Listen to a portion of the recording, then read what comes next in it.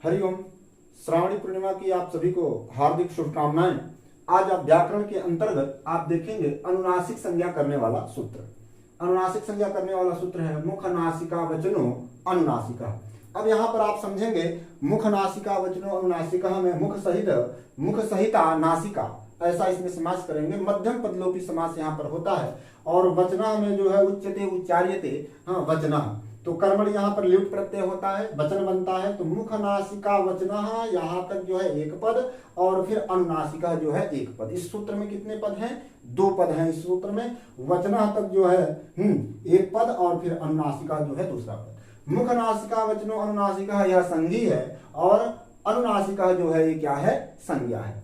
ठीक है, तो आगे आप देखिएगा पाणिनि अष्टाध्यायी सूत्र का जो है पहले अध्याय के पहले पाद का जो है 8 नंबर का यह सूत्र है।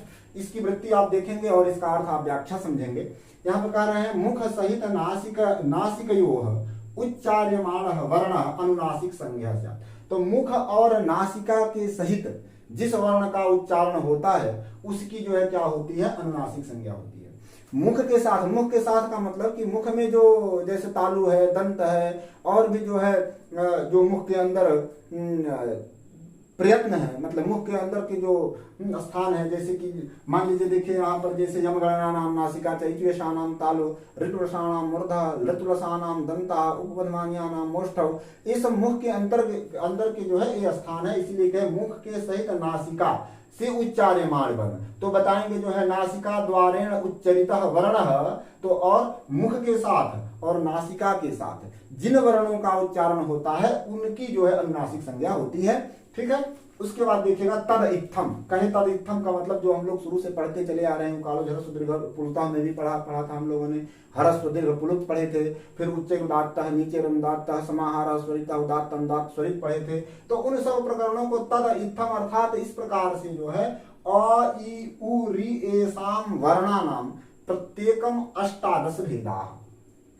प्रत्येक के जो है कितने भेद बताए? कहे कि जो है 18 भेद जो है बताऊंगा मैं आपको, कैसे जो है 18 प्रकार के जो है ये हैं, और इसका पूरा ग्राफ बना करके और चित्र के साथ आपको प्रस्तुत करेंगे। तो फिलहाल अभी इसका जो है पंक्ति का अर्थ समझिएगा कि अवि 18 प्रकार, ई 18 प्रकार, उ 18 प्रकार और रि 18 प्रकार। ठीक है, तो इसमें वर्णा नाम जो है प्रत्येकम 18 भेदा।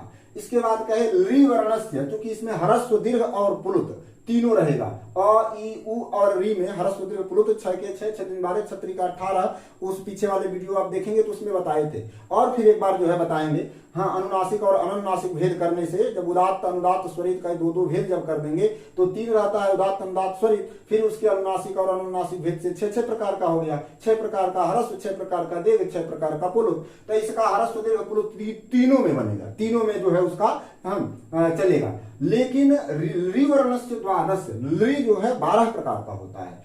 क्यों 12 प्रकार का होता है? कहीं इसमें दीर्घ का अभाव होता है, दीर्घ नहीं होता है। परीक्षा में प्रश्न पूछा जाता है कि रि वर्णस्य द्वादश, इसमें जो है किसका अभाव होता है? दीर्घ किसमें नहीं होता है? तो रि में दीर्घ नहीं होता है। आप जाने रहिएगा, ये पंक्ति याद रखिएगा, परीक्षा में प्रश्न चाहे जैसे पूछे। हाँ, एचम द्वादश तेसाम ह्रस्वाभाव। कह रहे हैं कि एच जो है कितने प्रकार का होता है? 12 प्रकार का एच भी होता है, और रि भी 12 प्रकार का होता है। दोनों में अंतर ये है, एच का मतलब होता है ए ओ ऐ औ, एच प्रत्याहार, 4 अक्षर आएंगे।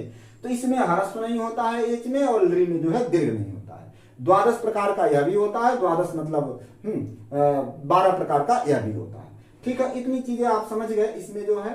और 18 प्रकार का, 12 प्रकार का, इसके और आगे का जो प्रकरण होगा, अगला जो क्रम होगा, उसमें हम एक बार लिख करके फिर से आपको समझाएंगे, ताकि अच्छे से आपको चीजें समझ में आ जाए।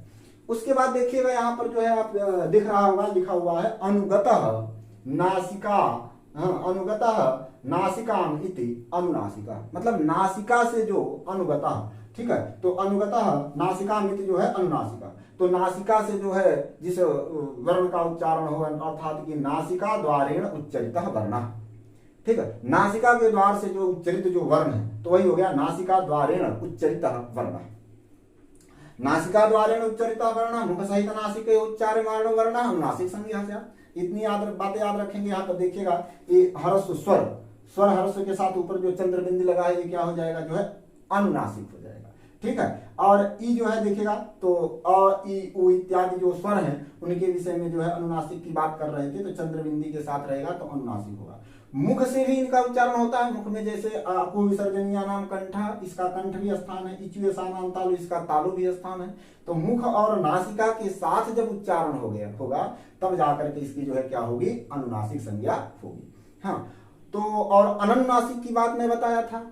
न अनुनासिक मतलब जो साधारण होगा, जो सामान्य होगा, जैसे मान लीजिए कि इस तरह का जो सामान्य अ है, ठीक है, तो ए हो जाएगा आपका जो है अनुनासिक, ठीक है, न अनुनासिक इति अनुनासिक, ठीक हो गया। अब यहाँ पर देखिएगा कुछ और भी जो है यमगणना नाम नासिका, जो आगे आपको पढ़ाएंगे वो पंक्ति आपको मिलेगी, तो यहाँ पर भी जो है लिखा हुआ है, देखिएगा यमगणना नाम नासिका। तो क्या लिख रहे हैं, यम गण न, इनका भी जो क्या होता है, जो इनकी भी अनुनासिक संज्ञा होती है, क्योंकि इनका उच्चारण स्थान नासिका और मुख दोनों के साथ होता है। जैसे अपने वर्ण में च छ ज झ ञ, ये क्या है, तालु है। प फ ब भ म, ये क्या है, प फ ब भ म अपने में स्थान ओष्ठ भी है और जो है इसका जो है नासिका। तो दोनों के उच्चारण से अपने अपने वर्ग में जो इनका उच्चारण स्थान होता है वो भी है, और फिर नासिका की भी सहायता से इनका जो है उच्चारण होता है, इसीलिए इनकी भी जो है क्या होती है, अनुनासिक संज्ञा होती है। तो इतनी चीजें आप संक्षेप में जाने, नहीं कहीं समझ में आता है, कोई मन में संदेह है, किसी भी प्रकार का जो है क्वेश्चन है, तो आप जो है क्या करेंगे, कमेंट बॉक्स में जो है आप कर देंगे, उसकी विस्तृत व्याख्या मैं अगले क्रम में करूंगा। ठीक है मित्रों, तब तक के लिए हरिओम।